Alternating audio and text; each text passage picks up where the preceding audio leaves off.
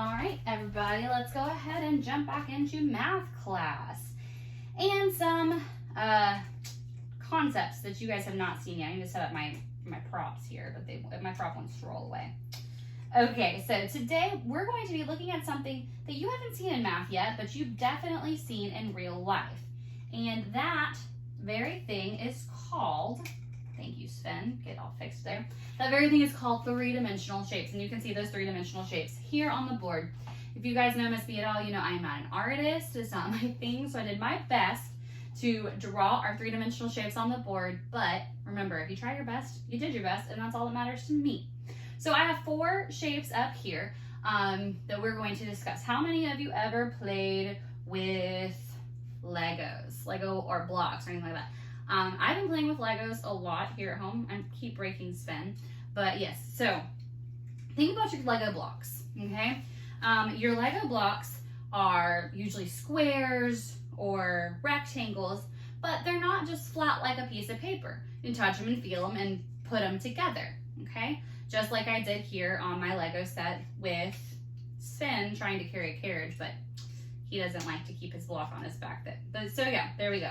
So our Lego blocks, you can touch them, you can feel them because they are three-dimensional. They clip together and they're not flat like a piece of paper. So the three-dimensional shape we're talking about first is a block. I want you to imagine playing with your Legos or playing with your blocks. When you touch and feel those are three-dimensional, all right? We also have something called a sphere. Now, this is something I know you guys enjoy playing with because a sphere is the shape of a ball. We know a ball is round and it's circular, but it's also not flat like a piece of paper. It's got lots of volume to it. So a sphere is going to describe our circular items that also are three-dimensional. How many of you have ever seen a traffic cone, those bright orange things? We have them outside of the school.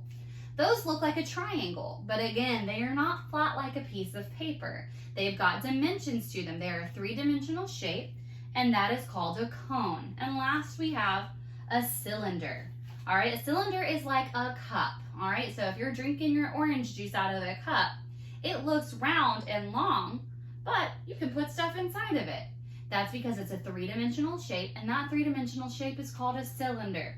So we have block, sphere, cone, and cylinder. And you're going to see those 3D shapes on page 112. Number 3 says color the cone blue. Well, if you want to, right now would be a really good opportunity to pause the video and take a screen grab so you can come back and look at this. But remember, if it's asking you for cone, that's that guy right there. It wants you to color it blue and wants you to color the sphere red. Well, remember, like a ball is the sphere, that needs to be colored red.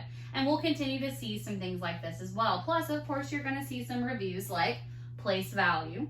You're going to see dozen and half dozen. So keep up looking at those, all right? Before this video is all said and done, on page 112, there is a calendar review. Now, I've got this really super cute Husky calendar. It tells you to use the classroom calendar to answer these questions. Well, we're not in the classroom together. So the first thing it wants you to do, well, we don't need that anymore. The first thing that it wants you to do is, what was the date of the first Tuesday of this month? Well, we're still in April right now. So we look at our April calendar here. What was the date of the first Tuesday in April? Well, I'm going to find Tuesday. Well, there's Tuesday, but that was still March. So I'm going to come on down to here.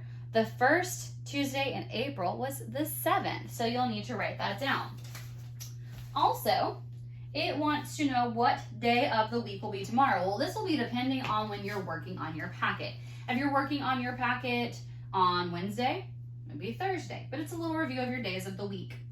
And then what was yesterday's date? Again, that's going to be what you're looking at. So yesterday's date and what day will be tomorrow, that'll just be depending on the day that you're working. But if you have a calendar at home, look at it. And of course, really good review on calendar.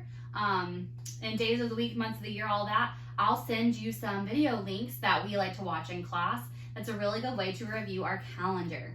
All right, guys, as always, if you have any questions, please feel free to let me know. I'm always here for you, especially during these new concepts that we're all learning together. All right, bye, guys.